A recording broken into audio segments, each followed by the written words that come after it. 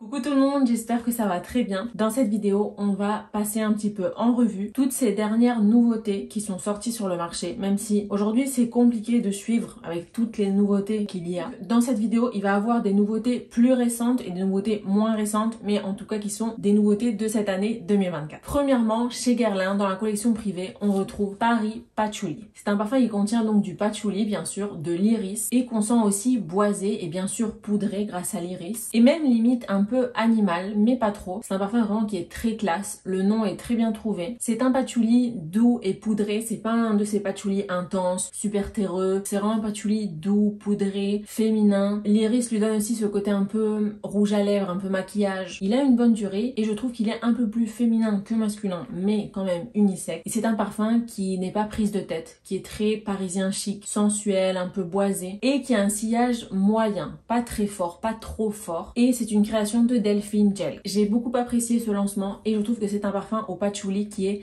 différent des autres. Il n'y a rien vraiment de similaire sur le marché. Après, chez Hermès, on retrouve Barenia, donc il y a un nouveau parfum pour femmes et qui est inspiré du cuir Barenia. Il contient de la bergamote, des fruits rouges, du bois d'Akigala et il suit la ligne des parfums Hermès. Il est fruité, il est frais, avec une petite amertume et pas sucré. Pour moi, c'est un parfum qui a des vibes de cuir, mais je le trouve plutôt pour printemps-été. Je comprends pas, ils l'ont lancé maintenant. Je comprends qu'il est lancé maintenant parce que c'est un parfum vraiment qui est intense. C'est un parfum qu'on va sentir et qui a une bonne durée, mais l'odeur en soi, les fruits rouges, un peu fruités, un peu amers, ça me rappelle vraiment le printemps-été. Plutôt le printemps, peut-être pour l'été, il va être un peu trop intense. Je trouve qu'il a un style un peu sport chic et c'est vrai qu'il a un fond vraiment boisé et on sent aussi du patchouli. Et il a une tenue de 6 heures ou plus, ça va dépendre des personnes, mais il a une bonne tenue et un sillage moyen. On a aussi Camomille Satin de chez Dries Van Noten et c'est une création de Julien Rasquinet et Paul Guerlain. C'est un parfum que j'ai beaucoup aimé. Il est sophistiqué,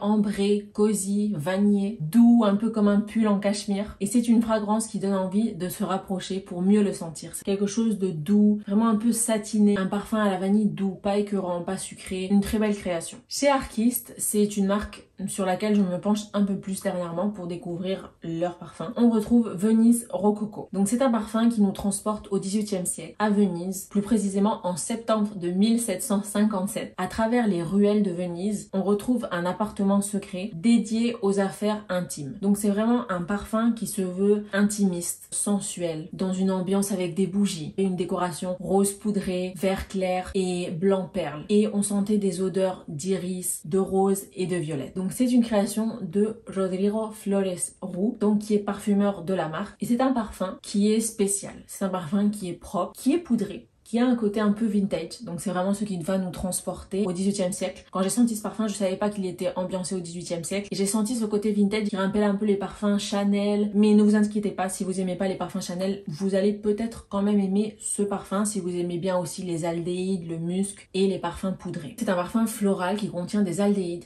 du musc, de la rose, de la violette. Il donne aussi une vibe d'iris grâce à ce côté poudré. Et vous allez voir que dans ces nouveautés, il y a plusieurs parfums qui contiennent de la violette, mais ils sont tous très différents. Celui-ci, c'est vraiment une violette douce, poudrée, mélangée aux aldéhydes. On va pas tellement sentir la violette, je trouve. On va plutôt sentir la rose. Sur ma peau, il dure de 6 à 7 heures, donc il a plutôt une bonne tenue. Et c'est un parfum très propre, féminin, délicat, coquet, qui convient parfaitement à sa description. Chez Kilian, on a un nouveau parfum dans les flacons qui ressemblent à des verres, pareil que Angel Share. On retrouve Old Fashioned, un parfum qui se concentre sur le whisky. Donc au début, on sent comme un whisky avec des glaçons, un whisky frais qui va après s'adoucir et pencher plus du côté bousy, ambré et un peu plus sucré. Il a un sillage plutôt modéré et une bonne tenue, plus ou moins de 7 heures. Il contient du blé, du davana, de l'immortel, du bois de cèdre, du baume de tolu et du styrax. C'est un parfum ambré, vert, épicé chaud, un peu sucré, complètement unisexe. Il a une vibe luxueuse, liquoreuse, un peu sophistiqué, élégant, mais en même temps facile à porter. C'est pas un parfum simple, c'est pas non plus un parfum très complexe, mais il s'incline quand même vers le côté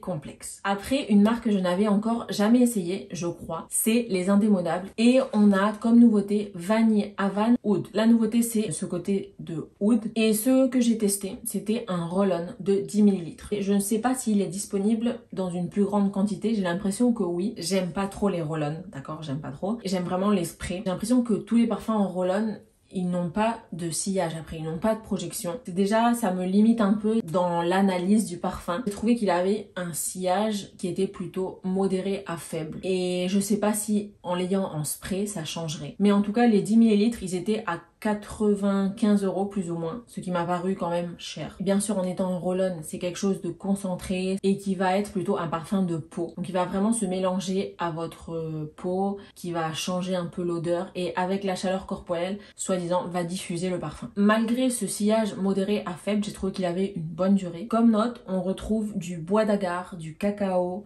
de la vanille et du jasmin. C'est un très beau parfum. On sent vraiment cette vanille, ce cacao. Il est un peu aussi liquoreux. Il est boisé. Le cacao, on le sent surtout au début. Et il est aussi épicé chaud et ambré. Un mélange cosy, enveloppant. J'aurais aimé qu'il ait plus de projection. Peut-être en spray, ça change. J'ai trouvé qu'il était très intime, qu'il faut vraiment se rapprocher pour mieux sentir. Son nom, Vanille Havan Oud. J'ai trouvé que le oud, on le sent pas vraiment, on le sent pas énormément, on sent un côté boisé, mais pour moi c'est tout. Chez Diptyque, on a une nouvelle ligne de parfums qui ont une plus haute concentration en parfum, qui est de 22% au lieu de 17% comme les autres parfums qu'on peut retrouver chez la marque. C'est Bois Corsé. Les nez derrière ce parfum sont Olivier Pêcheux et Nathalie Gracia Neto. Il contient du santal, du café, de la fève tonka et du bois de cèdre. C'est un ambré vanillé, boisé, on sent presque du chocolat, très rond, très cosy, très chaleureux. Pour moi, c'est un parfum magnifique que j'ai adoré et qui a une bonne tenue de 6 à 7 heures. Et c'est vrai que vers les 5 heures,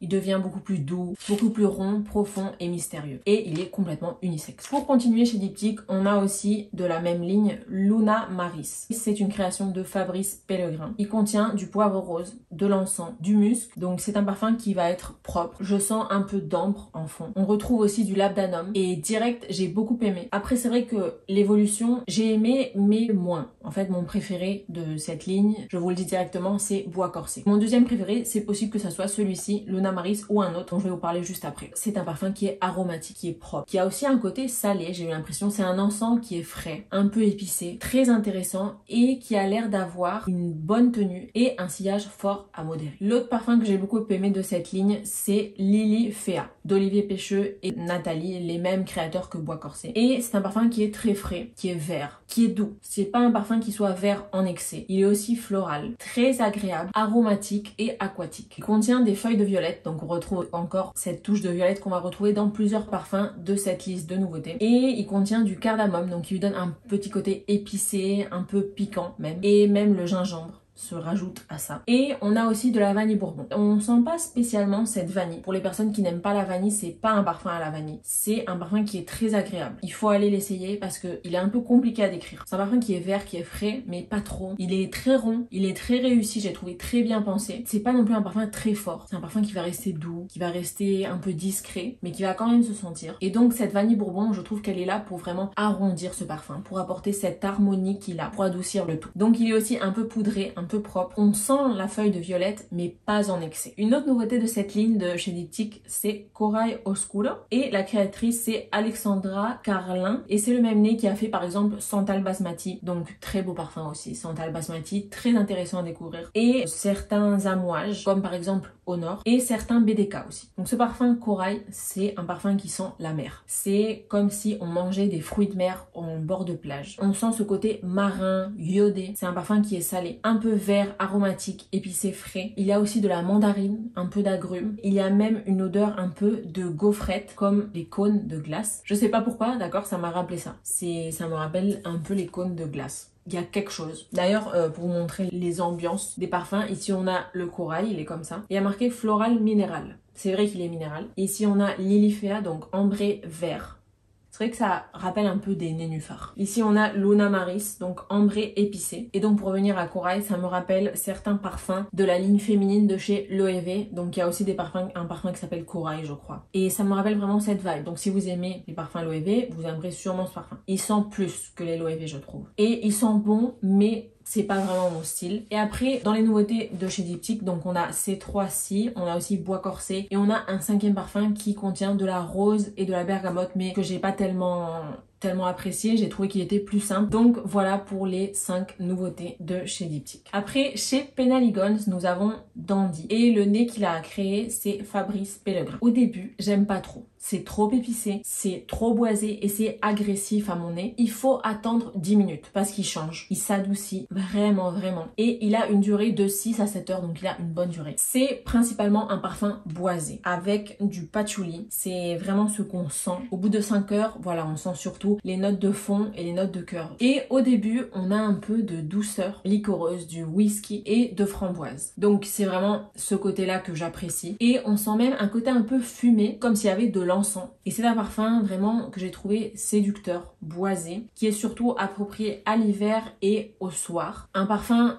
plutôt masculin, classe, mais il peut être aussi très intéressant sur une femme. Au début, pour vous dire son niveau d'intensité, peut rappeler le niveau d'intensité d'Alfetti, de la même marque, ou même de Oud Wood de chez Tom Ford. Et j'ai aussi trouvé que le nom Dandy a été bien pensé. C'est aussi un nom qui va être vendeur. Après, je pense pas que ce soit le parfum qui va le plus se vendre de la marque, même s'il a cette intensité comme Alfetti. Alfetti, je pense qu'il va continuer de plus se vendre que Dandy, parce que c'est un parfum qui a beaucoup de personnalité et qui est un peu différent. Il ne rentre pas dans la catégorie non plus super orientale d'Alfetti. C'est un parfum qui est oriental, Dandy, mais c'est pas le même style, c'est quand même un boisé, mais c'est pas le même style et je pense qu'il aura un public qui va être plus limité parce que c'est un parfum qui a une personnalité particulière. Et chez Memo, une marque que j'apprécie particulièrement, nous avons Indian Leather. Au début, il est très épicé, je ne suis pas très fan au début, mais après, il reste une fragrance élégante, épicée et fumée. Mais c'est pas trop, c'est pas trop. C'est très bien équilibré et il contient du oud, de l'encens, du styrax, du patchouli, du jasmin, de la rose, du cypriol, de la gousse de vanille. Et cette gousse de vanille, je pense qu'elle y est dans le sens épice, dans le sens vraiment vanille épice, pas dans le sens vanille sucrée. Donc directement la gousse de vanille littéralement. Et c'est un parfum vraiment de gentleman, en costume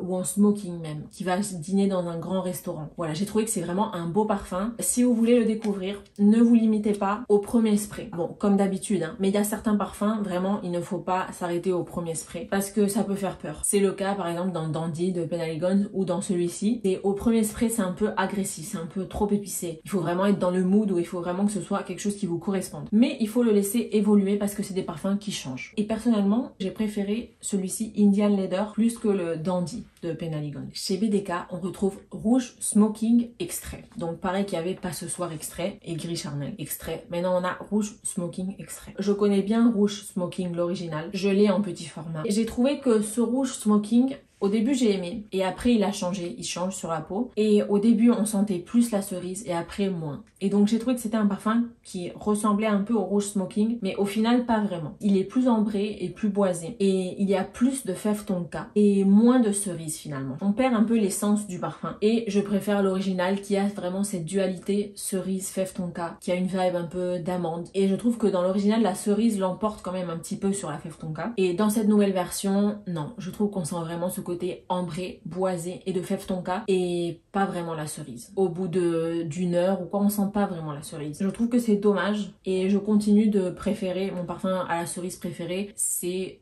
Cherry Punk parce qu'il a vraiment cet équilibre de cerise acidulée, sucrée, fruitée, un peu boisée. Le seul parfum à la cerise qui pourrait lui passer devant, c'est Duquesa de chez Gritty. J'ai essayé les deux et j'ai essayé de comparer, mais ce jour-là, j'ai essayé plein de parfums. Donc au final, je n'ai pas réussi à sortir une conclusion duquel des deux je préférais. Pour moi, c'est les deux meilleurs parfums à la cerise. Pour parler un peu de certains parfums de designer, comme nouveauté, on a Angèle Fantasme, que je n'ai pas encore essayé. On a le nouveau Dévotion de Dolce & Gabbana, qui ressemble à l'original, mais encore plus sucré. J'ai préféré quand même l'original. On a aussi l'interdit absolu. J'ai l'impression qu'ils vont discontinuer l'interdit noir et ils vont laisser seulement le nouveau noir absolu. La forme du flacon change un petit peu. Il est comme un peu plus carré, un peu moins arrondi et un peu plus bas. Ça va, j'ai aimé, ils sont bons, mais je continue quand même de préférer les interdits rouges. C'est les meilleurs. Donc je crois qu'il y en a deux rouges. Il y a le plus récent, le rouge le plus récent et il y a le rouge d'avant. C'est celui que j'ai, le rouge d'avant et c'est vraiment celui que je préfère. On a aussi le nouveau Goddess de Burberry. C'est Goddess Intense. J'aime bien. Je crois que je le préfère à l'original. Pour aimer ce parfum, il faut vraiment aimer les vanilles boisées un peu synthétiques parce que c'est un parfum. En fait, le Goddess, l'original, il a de la vanille mais il a aussi un côté très frais, je trouve, un peu floral. C'est pas vraiment de la vanille. On sent beaucoup la vanille, mais c'est pas vraiment de la vanille. Alors que celui-ci, c'est plus de la vanille, plus boisé, vraiment sucré. Il peut être écœurant, donc il faut vraiment l'essayer et il faut vraiment aimer la vanille sucrée pour aimer ce parfum. Personnellement, je préfère cette version intense à l'original, je crois. Et bien sûr, on a un nouveau La Vie est Belle. Il y a tellement de nouveaux La Vie est Belle que je ne peux pas vous parler de tous. Je crois que le dernier dont j'avais parlé, c'était un qui avait de l'iris, je crois que c'était le doré. Il y en a eu 3, je crois, encore de nouveaux, je sais plus. Ce nouveau La Vie est Belle, j'ai trouvé qu'il n'a pas vraiment à voir avec les autres La Vie est Belle. Je trouve qu'il est différent et j'ai pas compris pourquoi ils l'ont appelé encore La Vie est Belle. C'est pour vendre ou pour pas vendre? Parce qu'il y a beaucoup de personnes qui n'aiment pas La Vie est Belle. Il y a beaucoup de personnes qui l'aiment aussi. Je sais pas, ils auraient pu sortir un nouveau parfum. Mais bon, je suppose qu'ils ont gardé la même base de parfum, du coup ils l'ont appelé La Vie est Belle, mais c'est pas vraiment l'odeur de La Vie est Belle. On s'est trop éloigné de l'odeur originale. Donc je crois que c'est un parfum qui contient de l'iris et il contient surtout des fruits rouges et de la violette. On sent cette violette. C'est une violette qui est sucrée et bien sûr qui s'accompagne de ces fruits rouges. C'est un parfum qui me rappelle Insolence de chez Guerlain. Personnellement, je préfère Insolence. Je trouve qu'il a plus de personnalité et qu'il est plus pointu, alors que ce La Vie est Belle, fruits rouges, violette, il est beaucoup plus dédié au grand public. Mais c'est vrai que Insolence a un côté plus vintage que celui-ci. La Vie est Belle a un côté plus moderne et plus sucré qui va plaire à plus de monde. On est chez Arquiste, on a Grove by the Sea et c'est un parfum à la figue. Et cette fois-ci, c'est une figue verte, donc c'est une figue fraîche. Ce que j'aime pas surtout, c'est la figue et le lait mélangé. La figue verte, c'est très agréable, j'ai trouvé que c'était très frais, très aromatique et c'est un parfum qui est très méditerranéen. C'est un parfum qui n'est pas si récent, par exemple comme Venise Rococo. Et on a un autre qui doit sortir de chez Arquiste, c'est Almond Suède, donc c'est un parfum qui va être à l'amande et au cuir suède, donc un cuir doux. Vraiment, j'ai envie de sentir ce parfum, mais ils m'ont dit dans la parfumerie où je suis allée qu'ils allaient le recevoir en janvier. Pour revenir à Grove by the Sea, c'est un parfum qui est sorti pendant l'année 2024, je crois qu'il est sorti il y a quelques mois, c'est quand même une nouveauté. Pourquoi il est méditerranéen? Il contient du cyprès, des olives, du romarin, du pin, du sel, de la figue et même une note d'argile. Cette note d'argile, je sais pas qu'est-ce qu'elle apporte dans le parfum. Je serais curieuse de sentir la note d'argile seule. Je sais l'odeur qu'a l'argile, je pense que on la connaît tous, mais je sais pas, dans un parfum ça apporte quoi? Une odeur terreuse?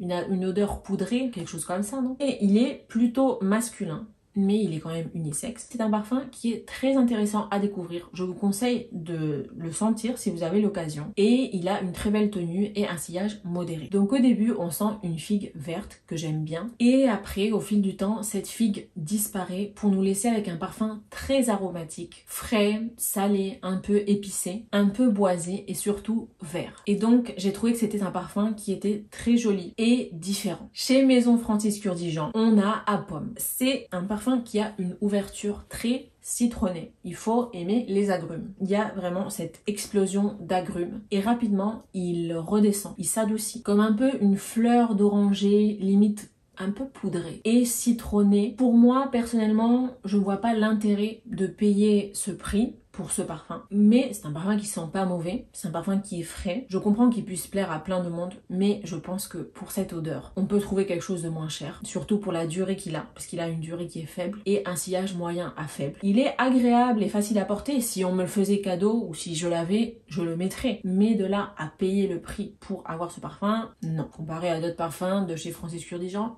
non, ils sont bons, mais sans plus. Il est frais, propre, un peu floral blanc pour ce côté de fleur d'oranger. Et il a un peu de profondeur. Il sent bon, mais bof. Chez Atelier des Ors, il y avait 2 nouveautés qui sont sorties il y a un petit moment. Les 2 sentaient bon. Mais il y en a une qui m'a particulièrement conquise. C'est un nouveau coup de cœur que j'ai eu. Et c'est Bleu Madeleine. Si vous regardez cette vidéo et vous n'avez pas encore senti ce parfum et le nom vous parle, Bleu Madeleine vous parle, vous aimez les odeurs un peu de madeleine, un peu vanillées, un peu fraîches en même temps, vous aimez aussi le thé, sentez ce parfum. Si vous êtes un fan de thé, surtout de thé noir, sentez ce parfum. C'est un parfum qui est très spécial, qui est très différent. J'ai jamais senti quelque chose comme ça et c'est quelque chose à quoi je ne m'attendais pas. Je m'attendais à un gourmand, je m'attendais à un parfum qui sentait la madeleine. Et en quelque sorte, oui, mais quand j'ai senti ce parfum, il m'a vraiment surprise. C'est un parfum parfum de Marie Salamagne qui contient du thé noir. Il est très beau, très bien exécuté. On sent littéralement le thé noir. Et c'est un thé noir, une variété de thé noir qui est un peu fumé, qui a une odeur un peu fumée, mais pas trop,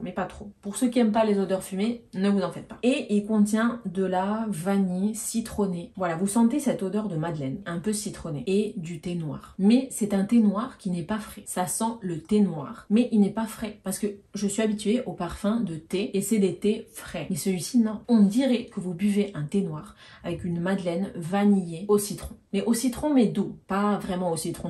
C'est magnifique. Littéralement, on dirait que vous êtes dans un tea time anglais avec un thé noir au lait et une madeleine vanillée un peu citronnée, mais citronnée douce. Pas vraiment au citron. C'est vraiment le citron qui accompagne la vanille dans la madeleine et le beurre. Donc c'est un parfum qui contient du praliné, de la cannelle, du poivre rose, de la bergamote, du lait, de la rose, du thé noir et du bois de santal. Il est un peu boisé en fond, il est aussi laiteux et un peu épicé. Donc globalement c'est un parfum qui est complexe et qui est différent, c'est un parfum qui évolue. Au début vous sentez vraiment le thé et finalement ce thé disparaît un petit peu et il reste plutôt sur cette odeur de madeleine vraiment douce. C'est un parfum qui est sucré mais pas très sucré. Un parfum magnifique. Il m'a conquise directement et il m'a surprise positivement. Quand vous sentez beaucoup de parfums et tout ça, c'est compliqué d'être surprise par un parfum. Et celui-ci vraiment chapeau. Donc voilà, c'est un gourmand mais pas écœurant, qui n'est pas commercial. Vraiment ce parfum correspond complètement à Atelier des Ors. Ça m'a aussi rappelé un peu l'originalité du parfum qu'ils ont au caviar. C'est vraiment des parfums originaux, spéciaux et c'est vraiment pour moi de la niche. Nous surprendre d'avoir des odeurs qui ne sont pas typiques et d'avoir des odeurs aussi comme le parfum au caviar, comme le parfum comme à la madeleine et tout, mais qui sont complètement portables, qui sont pas littéralement de la nourriture. Vous n'allez pas sentir le caviar, vous n'allez pas sentir littéralement la madeleine. C'est vraiment très équilibré, très bien fait, un très beau travail. Le suivant c'est Jo Malone Ginger Biscuit. Donc c'est pas un parfum nouveau. L'hiver dernier, le Noël dernier,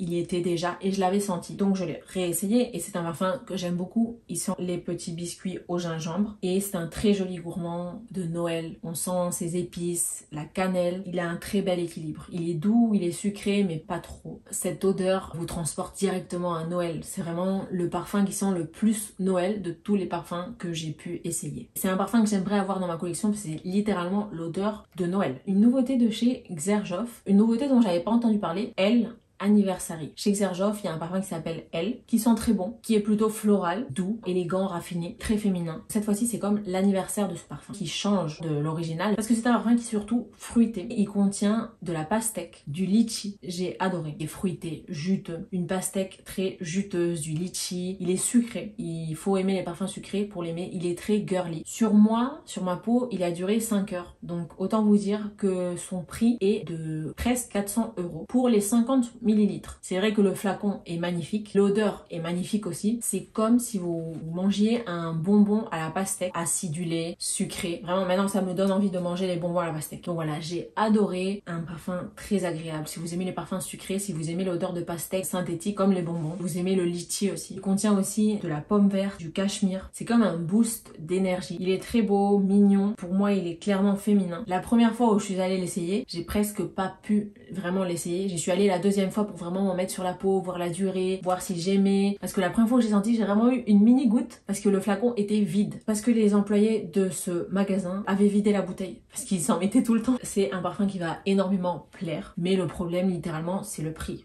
400 € pour 50 millilitres et il dure 5 heures. C'est vraiment, voilà, si vous avez les moyens, et oui, le flacon est magnifique. Et l'odeur aussi. Pendant son évolution, j'ai trouvé qu'il avait un truc de Montguerlin. Comme ce côté vraiment rond, vanillé, un peu floral. Quand il sèche, il perd un peu le côté fruité au bout de quelques heures, je dirais plus ou moins de 4 heures. Il perd un peu ce côté fruité et il garde surtout un aspect floral avec une rondeur vanillée. Donc voilà, si vous pouvez, allez essayer ce parfum parce que c'est quelque chose d'unique. Alors l'avant-dernier parfum dont je vais vous parler, c'est un parfum que j'avais hâte d'aller essayer parce que j'avais vu les notes, j'avais vu passer sur les réseaux aussi et j'avais dit ce parfum, je vais adorer, je sais que je vais adorer. Mais comment vous dire que non, je ne l'ai pas du tout aimé. Une Nuit Nomade qui a sorti sa collection d'extraits qui est plus concentrée que ses parfums normaux. Et le parfum dont tout le monde parlait et que tout le monde attendait et j'avais hâte de l'essayer parce que soi-disant c'était un ambré boisé et c'est quelque chose que j'aime beaucoup. Estrella de la Mañana, étoile du matin. Je suis pas fan de ce parfum parce que il est tellement fort.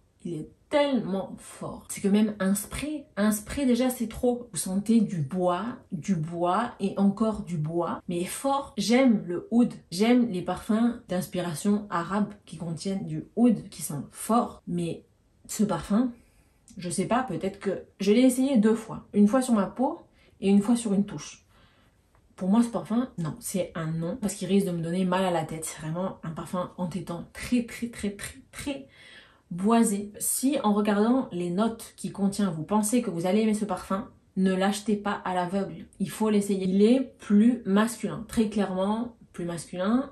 Il est unisexe, mais il est tellement boisé, tellement fort que pour moi, il est plus masculin. Il est atomique, il a un excellent sillage et une excellente tenue. Si vous achetez ça avec un spray, vous en avez assez, hein. C'est pas un parfum que j'achèterais. Je préfère dans cette collection d'extraits, l'extrait de Jardin de Misfa, où on sent une rose boisée. On sent aussi, dans Estrella de la Mañana, du oud animal. On sent comme du cuir, de l'encens, et on sent aussi des résines. Donc du benjoin ou de l'ambre. Mais en tout cas, moi, c'est un parfum qui ne m'a pas plu. J'ai été déçue en le sentant parce que je pensais que j'allais adorer. Et finalement, le dernier parfum dont je vais vous parler, c'est bien sûr Palatine de chez Parfums de Marly. Le flacon, super joli, une très belle couleur. Mais bof, c'est un parfum qui sent bon, je vais pas dire le contraire. Mais pour moi, il n'a pas grand intérêt. C'est un parfum qui va plaire. Il peut se rapprocher de parfums de designer. Ce que je trouve dans le parfum de Marly, c'est que dernièrement, à chaque fois, il ressemble un peu plus au parfum de designer. Je sais pas. Et c'est comme de la niche commerciale. Donc finalement, c'est de la niche dirigée au grand public. Et comme à chaque fois, plus de personnes s'intéressent à la niche, c'est l'une des premières marques qui vont aller sentir. C'est un peu comme de la niche accessible. Pas en termes de prix, mais en termes d'odeur. Il contient de la fleur d'oranger, un peu de violette. Pas trop de violette non plus. Il est propre, il est floral, il est poudré, agréable et féminin. Donc c'est un floral fruité, avec un peu de bois, de musc et de vanille. Il est féminin, floral, frais, un peu juteux. On sent aussi de la lavande. Il n'a rien à voir avec insolence. Ce packaging violet et le fait qu'il contienne de la violette pourrait nous rappeler insolence, mais il n'a rien à voir. Pour moi, c'est un floral qui n'est pas très intéressant. Il est un peu banal. Après, l'odeur, c'est une odeur qui est plutôt raffinée. Et il a un sillage et une tenue moyenne. Donc voilà, cette vidéo touche à sa fin. J'espère qu'elle vous aura plu. Si c'est le cas, donnez un petit like, abonnez-vous si ça n'est pas encore fait. Et si jamais vous avez déjà essayé certaines de ces nouveautés ou il y en a qui vous ont particulièrement plu, n'hésitez pas à me le dire en commentaire, à me dire ce que vous en avez pensé. Merci d'avoir regardé cette vidéo. On se retrouve dans la prochaine. Bye!